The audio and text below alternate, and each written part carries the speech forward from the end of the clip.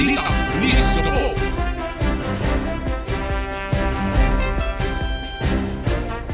Good morning mga ka-okay, good morning lungsod ng Olongapo. Panibagong araw ng pagbabalita. Ako po si Patrolman Raven A. Filarca. Ako naman po si Police Master Sergeant Jason Argonillo, ang inyong pulis gapo ngayong umaga, araw ng Huwebes, May 28, 2026. Nasa huling araw ng Huwebes na po tayo sa buwan ng Mayo. Ang bilis ng araw mga ka-okay. Yes mga ka-okay, kami po ay mula sa City Community Affairs and Development Unit ng Olongapo City Police Office. Welcome po sa ating programa ngayong umaga na pinalakas through online para sa ating mga kababayang Olongapeño. Sama-sama tayo para sa Balitang Pulis Gapo. Ang Olongapo City Police Office ay aktibo pong nakiisa sa pagdiriwang National Flag Day sa pamamagitan po ng pagpapakita at pagwagayway ng watawat ng Pilipinas sa may Camp Lieutenant General Manuel F. Cabal po yan sa pangunguna ng aming pong Acting City Director Police Colonel Junido Sinapilo Maniago Jr. Ngayong araw yan partner, binigyang pugay ng Olongapo City Police Office ang watawat ng Pilipinas bilang sagisag ng kalayaan, pagkakaisa, katapangan at pagka-Pilipino. Ayon kay Police Colonel Junido Maniago Jr., ang pambansang watawat ay sumasalamin sa kabayanihan at sakripisyo ng mga Pilipinong nagbuwis ng buhay para sa kalayaan ng bansa. Kasabay po nito, formal din pong sinimulan ang paggunita ng Flag Days Observance na magtatagal po hanggang June 12. Kasabay nga po yan ng pagdiriwang ng ating Araw ng Kalayaan. Sa ilalim po ng Republic Act number 8491 o the Flag and Heraldic Code of the Philippines, hinihikayat ang lahat ng mga tanggapan ng gobyerno, pribadong establishmento, sa mga paaralan po at sa ating mga tahanan na ipakita ang watawat ng Pilipinas bilang simbolo ng pagkakaisa at pagmamahal sa bayan. Sabi nga po ni General Antonio Luna, partner, kung napanood mo yung kanyang pelikula, sabi nga dito, sa ngalan ng Malayang Republika ng Pilipinas. At syempre sa ngalan ng Subic Broadcasting Corporation at ng 97.5 DWOK FM, ito ang radyo ko. Ang kapartner natin sa paghahatid ng mahalagang kaganapan at impormasyon, Bit-Bit, ang Diwang Makabayan, ay nagkakaisa sa pagdiriwang ng ating National Flag Day. Ayan, happy Thursday mga ka-okay. Partner, batiin na rin natin ang ating mga listeners na patuloy sa pagsubaybay sa ating programa. Yes, tama yan partner. Kamusta po kayo mga ka-okay, and keep safe. Sana safe po ang lahat. And thank God it's Thursday. Nakakaranas man tayo ng pag-ulan partner. Meron ba tayong maibabalita dyan partner? Tama yan partner, ayon sa Pag-asa, inaasahan ng mainit at maalinsang panahon sa malaking bahagi ng bansa. Ngunit may posibilidad naman ng mga localized thunderstorm lalo na sa hapon at gabi. At sa Metro Manila naman partner, at karamihan ng lungsod sa Luzon ay makakaranas ng partly cloudy to cloudy skies na may isolated rain shower at thunderstorms. Ang ilang bahagi naman ng Mindanao at Palawan ay maaaring makaranas ng mga malalakas na pag-ulan dahil sa low pressure area. May babala rin sa posibleng pagbaha o pagguho ng lupa sa mga mabababang lugar. Patuloy pa rin ang mainit na panahon sa bansa na may heat index na maaaring umabot sa dangerous levels sa ibang lugar sa hapon. Para naman sa ating lungsod ng Olongapo at iba pang bahagi ng Central Luzon, asahan ng mainit at malinsang umaga hanggang tanghali. Posibleng magkaroon din po tayo ng thunderstorm at ng pagsapit ng hapon at gabi na aabot sa temperatura sa paligid natin na 33 degrees Celsius hanggang 35 degrees Celsius. Paalala po, magdala po tayo ng payong raincoat kung lalabas mo tayo ng hapon at uminom ng maraming tubig dahil sa taas ng init ngayon. Yan po ang latest weather update para sa kaligtasan at kaalaman ng bawat mamayang Olongapeño. Tama ka dyan partner. Mga ka-okay, huwag din natin kalimutan ang banta ng pagtaas ng petrolyo sa ating bansa. Partner, meron ba tayong pwedeng iulat patungkol dito? Yes partner, narito ang mga pinakahuling fuel price update sa Pilipinas noong May 26, 2026. Ito po yung mga predictions. Tinataya po na tataas na humigit kumulang 70 hanggang 90 centavos kada litro ang ating gasolina at 30 to 60 naman sa centavos kada litro sa ating diesel. Para naman sa kerosene, tataas na humigit kumulang 30 to 50 centavos kada litro. Noong nakaraang linggo, Mayo 19, ipinatupad ng mga pangunahing oil companies ang mga sumusunod. Para sa gasolina, tumaas ito ng 1 peso and 21 centavos kada litro Para sa diesel, tumaas ito ng 2 piso at 82 centavos kada litro. Sa kerosene naman po, tumaas ito ng 2 piso at 11 centavos kada litro. Ayon po yan sa ulat at patuloy ang paggalaw ng presyo ng langis sa world market dahil po ito sa geopolitical tensions at supply concerns sa Middle East. Kaya inaasahan ang pagpapatuloy ng volatility ng fuel prices natin sa susunod pang linggo. Para po sa official advisories and updates ng fuel prices, maaari po nating bisitahin ang Department of Energy Philippines, Petrol Philippines at Shell Pilipinas. Ayan, ang ulat panahon at presyo ng petrolyo ay patuloy pong binabantayan dahil po may malaking epekto ito sa pamumuhay ng bawat Pilipino. Lalo na po sa kababayan natin na maghapon pong nagtitiis para sa kanilang hanap buhay. Ang Olongapo City Police Office ay nakikiisa sa pagbibigay ng mga tamang impormasyon upang ang ating mga kababayan po ay maging handa at maayos na makapagplano ng kanilang pang-araw-araw na buhay. Kaysa ng bawat Olongapeño at ng mamamayang Pilipino, maitataguyod po natin ang ating mga adhikaing makapagbigay ng impormasyon upang maging tulay na mapaganda ang ugnayan ng kapulisan, ng ating pamahalaan at ng ating mamamayan tungo po sa isang ligtas na bansa. Maraming salamat po sa inyong patuloy na pakikiisa para sa isang ligtas, maayos at mapayapang Olongapo. Kami ang inyong makakasama ngayong umaga para magbigay ng mga komprehensibong detalye patungkol sa mga programs and activities na isinasagawa ng ating kapulisan dito sa lungsod ng Olongapo. Tama ka dyan, partner, no? Aming ihahatid ang mga kaganapan na may kaugnayan sa pagpapatupad ng ating peace and order sa ating lungsod sa pamamagitan ng ating PNP activities. At sa pagkasakatuparan ng mga hakbang at gampanin na tutugon para sa ating mga kababayang Olongapeño, katuwang ang himpilang ito, 97.5 sa pagpapalakas ng ating programa para sa pagbibigay ng mas malawak na impormasyon. Oy, abangan din po ninyo ang aming crime prevention tips or safety tips na naglalayong mapanatiling kaligtasan at seguridad ng ating mga ka-OK.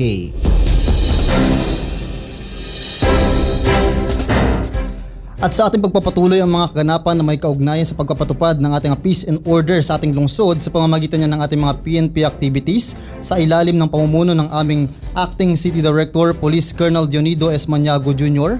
at sa pagkasakatuparan ng gampanin na tutugon para sa ating mga kababayang Olongapeño sa ilalim ng pamumuno ng aming Chief PNP Police General Jose Melencio Corpus Nartates Jr. na may layunin mapagtibay ang mga magandang ugnayan sa ating komunidad kasama ng aming Police Regional Office 3 sa pamumuno ng aming Regional Director Police Brigadier General Jess B. Mendez. Kaakibat ang ating mga partner agencies upang maabot ang ating mga kababayan. Bagong PNP para sa bagong Pilipinas, serbisyong mabilis, tapat at nararamdaman. At sa pagpapatuloy mga ka-OK, ang datos ng ating Weekly Accomplishment Report mula po yan noong May 18 hanggang May 24, 2026 bilang bahagi po ng ating previous week. Sa kabuuan, meron po tayong 21 total arrested ang Olongapo City Police Office sa pangunguna ni Police Colonel Maniago mula po sa isinagawang magkakahiwalay na anti-criminality operations. Sa campaign against illegal drugs, 6 na drug personalities po ang naaresto ng Olongapo City Police Office mula po sa matagumpay na isinagawang 5 anti-illegal drug operations at pagkakakumpiska ng illegal na droga na may kabuuang halaga na 57,793 pesos. Kaugnay nito, 4 na nasangkot sa illegal na droga na dakip ng Olongapo Station Drug Enforcement Unit. Walang humpay at walang pinipiling oras ang mga operatiba ng Olongapo City Police Office sa ilalim ng pamumuno ni Police Colonel Dionido S. Maniago Jr. sa pinaigting na kampanya laban sa illegal na droga sa lungsod. Sa magkakahiwalay na bypass operations ng mga Station Drug Enforcement Unit noong Mayo 20 to 21, 2026, 4 na individual na pawang nasa listahan ng street level individual ang matagumpay na nadakip matapos makuhanan ng kabuuang 7.2 gramo ng shabu na may kabuuang halaga na umabot hanggang 48,674 pesos and 40 centavos. Nagsimula ang serye ng operasyon noong umaga noong May 20, 2026 sa Lacambra Street, Barangay Barreto, kung saan ikinasa ng Police Station 6 Drug Enforcement Operatives ang isang mabisang at mabilis na bypass operation. Isang lalaki ang naaresto rito matapos makuhanan ng 4 na sachet ng shabu kasama ang 300 pesos na marked money. Sa gabi ng parehong araw, isang lalaki naman ang nalambat sa Arthur Street, Barangay West Bahak ng mga operatiba ng Police Station 1 Drug Enforcement Operatives. Na-recover sa kanyang posisyon ang 4 na sachet ng shabu at kasama ang 200 pesos na buy bust money. Hindi naman pinalampas ng batas noong gabi ng Mayo 21, 2026 nang magsanib-pwersa ang mga operatiba ng Police Station 3 Drug Enforcement Operatives sa Rodriguez Street, Barangay New Calalaki. Ang operasyon na nagresulta sa kasabay na magkakadakip ng 2 lalaki na kapwa rehistradong street level individual. Nakumpiska sa 2 sospek ang 6 na pirasong heat-sealed transparent plastic sachet na naglalaman ng shabu na may kabuoang timbang na 3.5 grams at nagkakahalaga ng 23,507 pesos and 60 centavos. Pati na rin po ang 200 peso money na buy bust. Ang lahat ng mga nadakip na salarin ay kasama na ang kanilang mga na-recover na pakete at drug marked money ay dinala na sa kanilang mga operating units para sa kaukulang dokumentasyon at disposisyon. Kasalukuyan pong hinihahanda na mga kaukulang kaso para sa paglabag sa RA 9165 o Comprehensive Dangerous Drugs Act of 2002 laban sa mga naarestong sospek. Ang sunod-sunod na tagumpay na ito ay patuloy na nagpapatunay sa higit na pinalakas na intelligence monitoring ng Olongapo City Police Office at sa determinasyon ng ating kapulisan na panatilihin ang kaayusan, kaligtasan sa bawat komunidad. Bit-bit ang tapat na layunin na pagbibigay ng serbisyong mabilis, tapat at nararamdaman. Maya-maya lamang po ay amin naman pong ibabalita ang aming accomplishment on wanted persons. Magbabalik po ang Balitang Pulis Gapo matapos ang ilang paalala, manatiling nakatutok sa himpilan ng 97.5. Muli nagbabalik ang inyong Balitang Pulis Gapo. Sa ating accomplishment on wanted person, bilang pagpapatuloy po, 8 wanted person po ang sunod-sunod na nadakip ng Pulis Gapo. Patuloy na ipinapakita ng Olongapo City Police Office sa ilalim ng pamumuno ng aming Acting City Director, Police Colonel Junido Maniago Jr. ang pinalakas na pwersa ng batas matapos malambat ang 8 individual na may nakabinding warrant of arrest. Sa serye ng operasyon ng mga tracker team mula po noong May 18 hanggang May 21, ngayong taong kasalukuyan, pinatunayan po ng kapulisan na walang puwang ang mga nagtatago sa batas sa loob at maging sa labas ng lungsod. Nagsimula ang sunod-sunod na pag-aresto noong May 18 sa may kahabaan po ng Magsaysay Drive, Barangay Istapinak, nang ihain ng tracker team ng Police Station 3 ang warrant laban sa isang babae sa kasong slight physical injuries na may nirekomendang piyansa na 3,000. Sa hapon ng parehong araw, isang malaking operasyon naman po ang ikinasa ng tauhan ng Police Station 5 bilang lead unit, katuwang po ang City Intelligence Unit at Mabalacat City Police Station na kung saan nga po ay matagumpay nilang na dinakip sa may San Francisco, Mabalacat, Pampanga ang isang lalaki na may kasong robbery na may piyansang nagkakahalaga ng 48,000 pesos mula po sa Regional Trial Court Branch 97 dito sa lungsod ng Olongapo. Kinagabihan, bago matapos ang araw, isang lalaki naman po ang nahuli sa may Foster Street, Barangay West Tapinak ng Police Station 2. Kasama po ang Regional Intelligence Division ng Police Regional Office 3 para po sa kasong attempted homicide na may nirekomendang piyansa na 36,000 pesos. Noong hapon naman po ng May 11, ng May 19, lumabas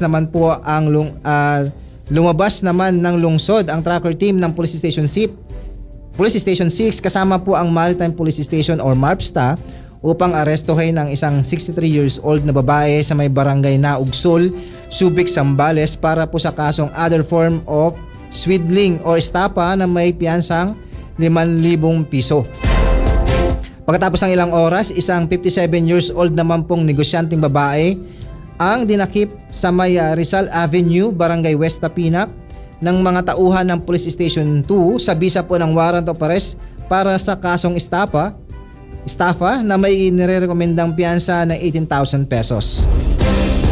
Ipinagpatuloy ang pagpapatupad ng hustisya noong hapon ng May 20 nang madakip ang Police Station 6 tracker team at ng MARPSTA sa may National Highway Barangay Barreto ang isang lalaking may kasong violation of Section 28 ng Article 5 ng Republic Act 10591 or the illegal possession of firearms kung saan walang nirekomendang piyansa. Kinagabihan, nalambat naman ng Police Station 5 Tracker Team at ng Olongapo City Intelligence Unit or CIU sa may Horseshoe Drive, Barangay Santa Rita dito sa ating lungsod ang isang lalaki sa bisa ng isang alias warrant para sa kasong attempted homicide na may piyansang 12,000 mula po nung 2018 pa ito. Samantala, nitong hapon ng May 21, ang huling pag-aresto ay sinagawa ng tracker team ng Police Station 4 sa may Everlasting Street sa may Barangay New Cabalan dito sa ating lungsod ng Olongapo laban sa isang lalaki para sa mabigat na kasong arson na may nare-rekomendang piyansa na 72,000 pesos batay po sa warrant na inisyo ng Regional Trial Court Branch 98 dito sa ating lungsod.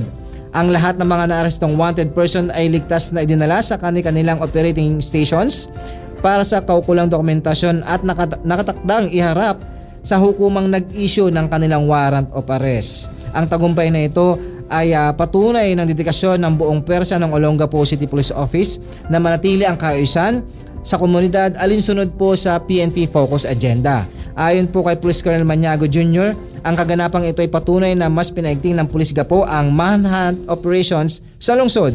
Binigyan din niya na walang itatagal ang mga nagtatago sa batas dahil ang bawat unit ng Olongapo City Police Office ay masigasig na nagtatrabaho upang matiyak ang hustisya para sa mga biktima lalo na po sa mga kasong sangkot ang pang-aabuso. Ang mga nadakip ay kasalukuyan po nasa kustodiya ng kanilang unit para sa kaukulang dokumentasyon bago po iharap sa mga hukuman na naglabas ng kanilang warrant of arrest. Ito ay sumasalamin sa serbisyong mabilis ng Olongapo City Police Office, isang patunay na ang lungsod ng Olongapo walang puwang ang mga nagtatago sa batas at ang katarungan ay laging mangingibabaw para sa katahimikan ng bawat isa.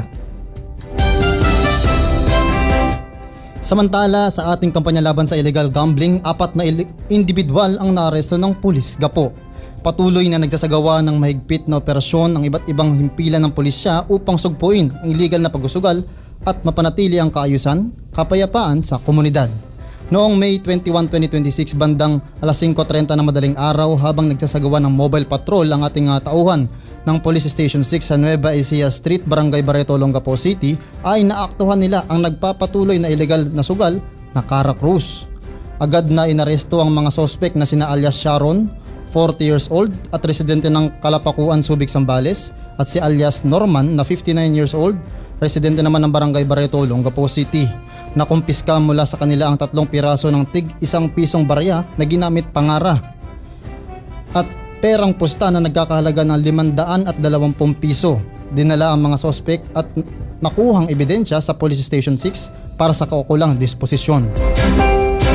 Samantala, bandang alas 2:20 ng madaling araw sa Alphabol Street, Barangay East Bahakbak, Olongapo City, naaktuhan ng mga pulis ng Station 1 ang isang grupo ng kalalakihan na naglalaro rin ng Cara Cruz na nagresulta sa pagkakaaresto kina alias Willie, 35 years old, construction worker at itinuturing na financer ng sugal, at alias Makmak, 26 years old, at isang betor.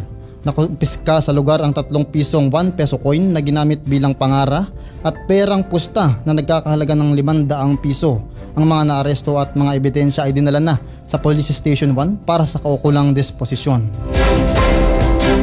Muling pinaalalahanan ng Olongapo City Police Office ang publiko na ang illegal na pagsusugal ay mahigpit na ipinagbabawal ng batas. Sa kasalukuyan, naharap ang mga sospek sa kasong paglabag sa Presidential Decree No. 1602 o ang Anti-Illegal Gambling Law. Ito ay bahagi ng aming patuloy na kumpanya kontra sa illegal gambling upang matiyak ang kapayapaan, kaayusan at kaligtasan sa ating komunidad.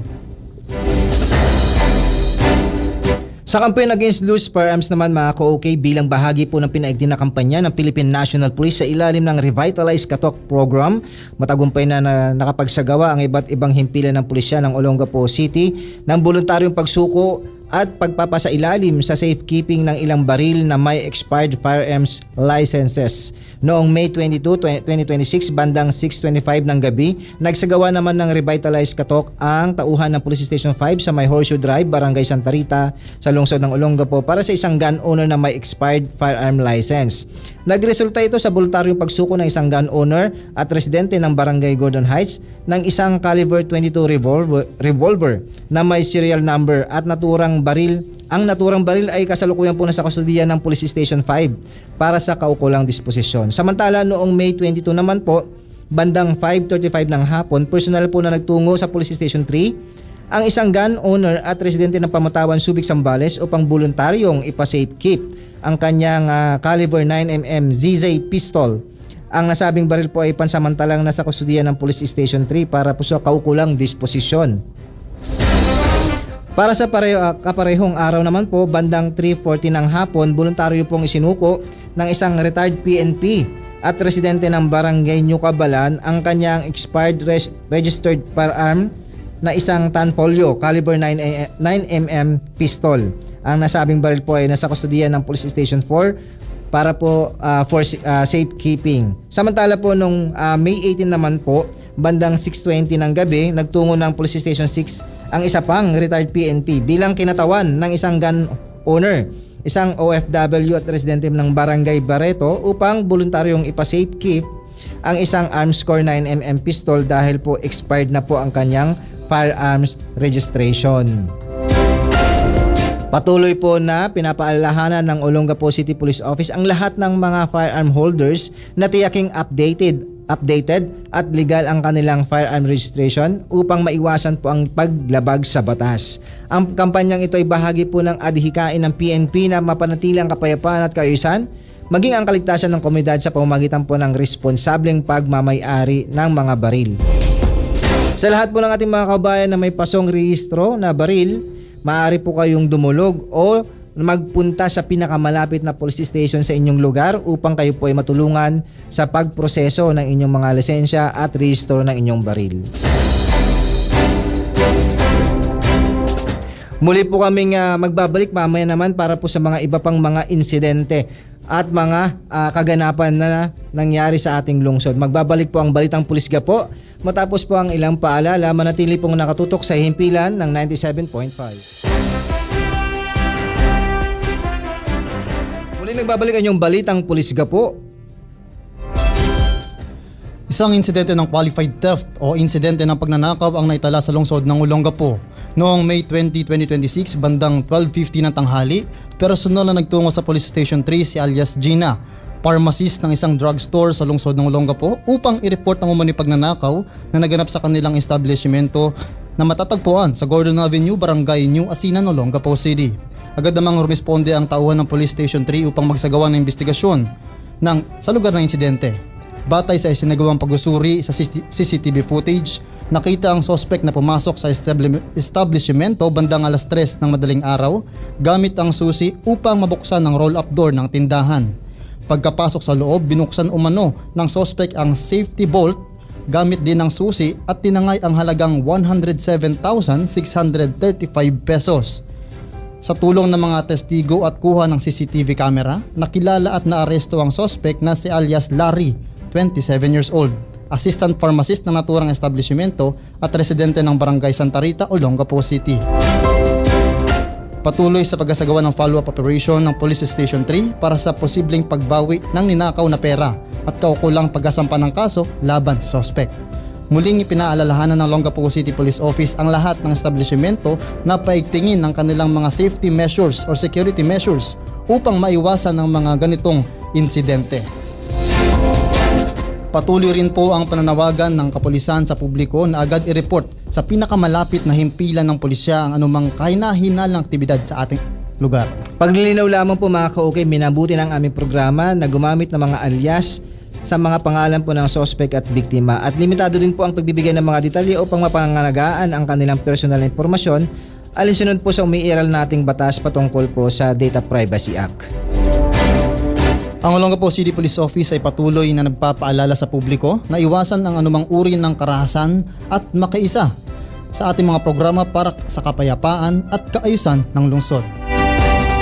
At para naman po sa ating mga isinagawang community engagement sa loob ng ating lungsod bilang pagsuporta sa ating 5 focus agenda ng Philippine National Police, partikular na pong usapin ng integrity monitoring, patuloy po ang nagpapatupad ang Olongapo City Police Office ng mga hakbang upang mapanatili ang isang ganap na drug-free na organisasyon. Noong May 20 po, ganap na alas 8 ng umaga, nagsagawa po ang Olongapo City Police Office ng regular mandatory drug test sa mga personnel nito sa ilalim ng pangangasiwa ni Acting City Director Police Colonel Jonido Maniago Jr. Ang naturang aktibidad po ay pinangunahan po ng Olongapo City Forensic Unit na siyang nagsagawa ng technical na proseso ng pagsusuri. Personal din pong pinangasiwaan ni Police Colonel Maniago Jr. ang aktibidad upang matiyak na ang ganap na transparency, pananagutan at patuloy na pagpapatibay ng disiplina at profesionalismo sa hanay ng kapulisan. Ayon sa pamunuan ng Olongapo City Police Office, ang regular na drug testing ay mahalagang bahagi ng internal cleansing program ng organisasyon upang maiwasan po ang anumang uri ng kapabayaan at masiguro na mananatiling malinis at mapagkakatiwalaan ang hanay ng kapulisan. Pinatutunayan din po ng aktibidad na ito ang katagang Pulis Gapo Disiplinado ay hindi lamang po simpleng slogan kundi isang pamantayang mahigpit na sinusubaybay ng bawat miyembro ng Olongapo City Police Office. Patuloy namang naninindigan ang Olongapo City Police Office sa dobleng misyon nito, ang maigting na kampanya laban sa ilegal na droga sa lansangan ng Olongapo at pagpapanatili po ng mataas na antas ng integridad at disiplina sa loob mismo ng organisasyon.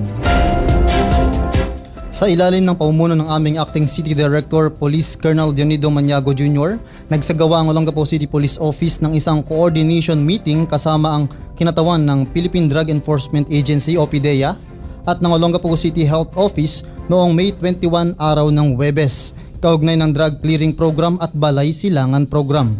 Pinangunahan ito ni Police Lieutenant Colonel Melencio Santos Jr., ang Chief ng City Community Affairs and Development Unit ng Olongapo City Police Office. Ang naturang pagpupulong na nakatuon sa pagpapalakas ng interagency collaborations, pagkakaisa ng mga strategy at pagpapahusay ng suporta mekanismo para sa mas epektibong implementasyon ng Balay Silangan. Ang Balay Silangan ay isang community-based rehabilitation program na naglalayong tulungan ang mga recovery persons who use drugs upang muling makabangon, makapagbagong buhay at matagumpay na makabalik bilang produktibong miyembro ng lipunan. Sa pamamagitan ng mas pinaigting na koordinasyon at pagtutulungan ng iba't ibang ahensya sa lokal na stakeholders, muling mapinagtitibay ng Olongapo City Police Office ang kanilang pangako na itaguyod ang isang mas ligtas, mas malusog at drug-free na komunidad para sa lahat ng taga-Olongapo. Patuloy namang hinihikayat ng kapulisan ng publiko na makiisa sa mga programang pangkomunidad na naglalayong mapanatili ang kapayapaan, kaayusan at maayos na kinabukasan para sa bawat mamamayan.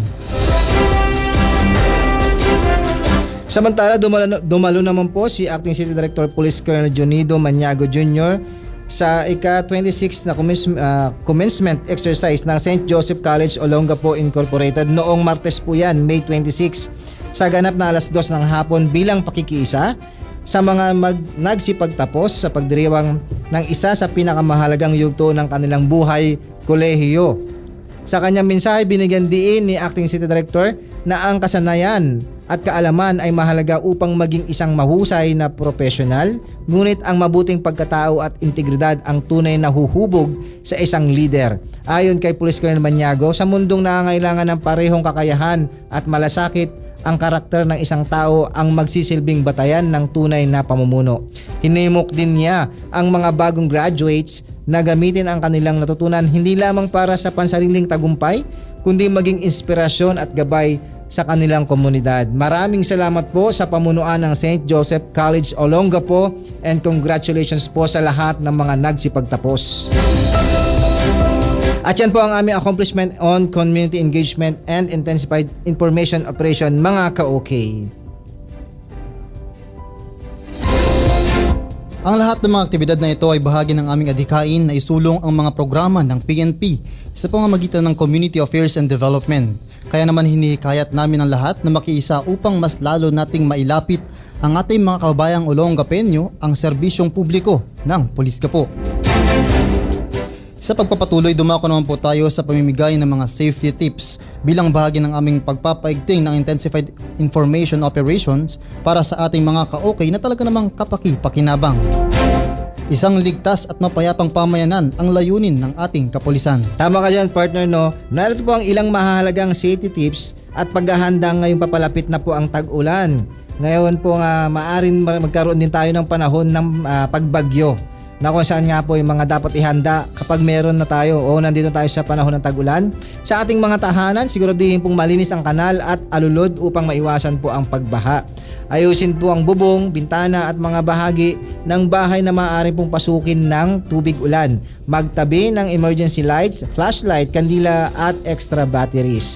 Ihanda ang mga mahalagang dokumento gaya na po ng IDs, birth certificates at pera para kung saan nakalagay po sa mga waterproof containers. Magdala rin po tayo ng ng emergency go bag. Maganda po tayo ng go bag na madaling madala sakaling kailangan lumikas. Dapat lagi tayo meron nito, no? Tubig at ready to eat food, first aid kit at maintenance medicine, extrang damit at hygiene kit, power bank at cellphone charger, whistle at portable radio. Ayan, safety tips naman po habang umuulan na. Kung halimbawa po nandito na tayo sa sitwasyon na kung saan umuulan na, kaya naman po may bagyo. Kapag may baha na, iwasan pong tumawid sa mga baha, lalo na kung malakas ang agos. Huwag hayaang maglaro ang mga bata sa baha upang maiwasan ang leptospirosis at iba pang sakit. Patayin ang main electrical switch kung papasok na ang tubig sa bahay. Kapag naman po may mga thunderstorm, iwasan ang paggamit ng appliances habang kumikidlat. Huwag sumilong sa ilalim ng puno o malapit na poste. Manatili sa loob ng bahay hanggat maaari. Kung bibiyahe naman po tayo, suriin muna ang lagay ng panahon bago tayo maglakbay. Mag-ingat sa madulas na kalsada at mababang visibility. Maghanda po ng mga emergency tools sa sasakyan. Mahalaga ang paalala, regular na makinig sa weather updates mula sa Pag-asa at sa mga advisories ng NDRRMC. Alamin ang mga pinakamalapit na evacuation center sa inyong lugar. I-save ang emergency hotlines ng barangay, rescue units at hospital. Ang maagang paghahanda ng pinakamabisang paraan upang panatiling ligtas ngayong araw o panahon ng tag-ulan. At yan po ang aming mga safety tips for today. Naway meron po tayong napulot na aral at mag-ingat po lagi mga ka-okay.